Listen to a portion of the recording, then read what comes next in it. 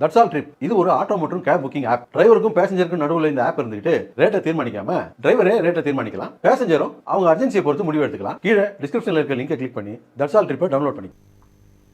+2 மாணவி கொலை வழக்கில் கைது செய்யப்பட்ட தர்ம முனீஸ்வரன் வீட்டின் மீது கிராம மக்கள் தாக்குதல் நடத்தியுள்ளனர். இதுகுறித்து கூடுதல் விவரங்களை நமது செய்தியாளர் இசக்கிராஜா வழங்க கேட்கலாம். வணக்கம் இசக்கிராஜா. தூத்துக்குடி மாணவி பாலியல் வன்கொடுமை வழக்கில் நேற்று அந்த குற்றவாளியை கைது செய்தனர். தற்போது அங்க இருக்கக்கூடிய கள நிலவரங்களை சொல்லுங்க. நிச்சயமாக கருணாதேவி, இந்த தூத்துக்குடி மாவட்டத்தில் இந்த வேடநத்தம் கிராமத்தில் நடந்த பள்ளி மாணவியோட பாலியல் வழக்கு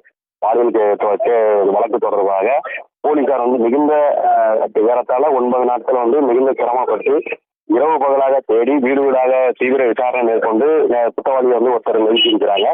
இந்த வழக்கை பொறுத்த மட்டும் பாத்தீங்கன்னா எஸ்பி மதன் 10 தனிப்படை 150 போலீசார் கொண்ட 10 தனிப்படைகளை அமைச்சிருந்தாங்க. அந்த தனிப்படை போலீசார் இரவு பகல தேடினதுல பல்வேறு சிசிடிவி ஃபுட்டேஜ், அதாவது அந்த பகுதியில் இருந்த சில தொழிற்சாலைகள் இருக்கிறது, அந்த தொழிற்சாலைகளோட சிசிடிவி ஃபுட்டேஜ் எல்லாம் எடுத்து ஆய்வு பண்ணதிலையும் அந்த பகுதியில் வந்த புதிய நபர்களை பற்றி விசாரணை மேற்கொண்டதுல தூத்துக்குடி ராமநாதபுரம் மாவட்டம் காயல்குடி பக்கத்தில் இருக்கிற மாவீரன் என்ற முனீஸ்வரங்கிறவர் அந்த பகுதியில் வந்ததாக தடயங்களை வச்சு கண்டுபிடிச்ச போலீசார் அவரை நெருங்கி அவரை கைது செய்து நேற்று அவரோட வழக்கு விசாரணை மேற்கொண்டாங்க. அந்த விசாரணையில விசாரணை அடிப்படையில் அவர் மீது வழக்கு பதிந்து நேற்று முழுவதும் போயிட்டு இதற்கு இடையில பாத்தீங்கன்னா அவருக்கு நேற்று இரவு உடல்நல சுகமில்லாம போனதாகவும் அதனால இரவு விளாத்துக்குளம் அரசு மருத்துவமனையில் அவருக்கு சிகிச்சை அளிக்கப்பட்டு மீண்டும் அவர் விசாரணைக்கு அழைத்து செல்லப்பட்டதாகவும் நடந்த தகவலும் இதில் நடைபெற்றது. இதுக்கடல இன்று அவரை கோர்ட்ல ஆஜர்படுத்தி அவரை சிறைக்கு அழைத்து செல்வதாக இருந்தது. ஆனாலும் கூட தொடர்ந்து 4 நாட்கள் அரசு விடுமுறையாக இருப்பதால அவரை எந்த கோர்ட்டுக்கு கொண்டு வராங்கிறதுல கொஞ்சம் குழப்பம் இருக்கு. தூத்துக்குடி மகிழா கோர்ட்ல பாலியல் வழக்கு தொடர்பான விஷயங்கிறதுனால தூத்துக்குடி மகிழா கோர்ட்டுக்கு அவரை இன்னைக்கு கொண்டு வரதுக்கான வாய்ப்பு இருக்கு. இந்த நிலையில அவர் குளத்துக்கு போய் வச்சு விசாரணை நடத்திட்டு இருந்த போலீசார் நேற்று அவர் ஏற்கனவே தூத்துக்குடி ராஜபாண்டி நகருங்கிற பகுதியில் அவருடைய உறவினர்கள், அம்மாவுடைய தம்பியை கொண்ட உறவினர்கள் இந்த பகுதியில் தங்கி இருக்கிறாங்க.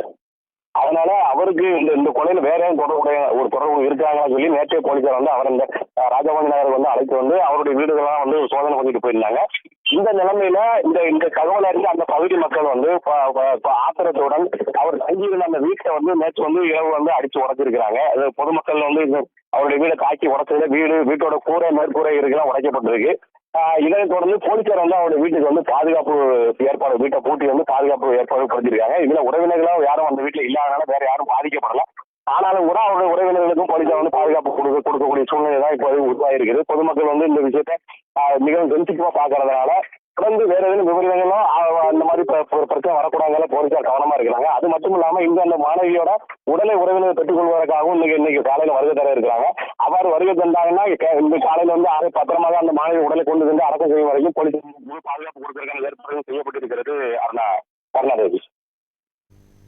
தூத்துக்குடி மாவட்டம் விளாத்திக்குளத்தில் 12ஆம் வகுப்பு மாணவி பாலியல் வன்கொடுமை செய்யப்பட்டு கொலை செய்த வழக்கில் கைதான தர்ம முனீஸ்வரன் வீட்டில் அவர்களது உறவினர்கள் தாக்குதல் நடத்தியிருக்கின்றனர். இது குறித்த விவரங்களை வழங்கியமைக்கு நன்றி இசக்கிராஜா.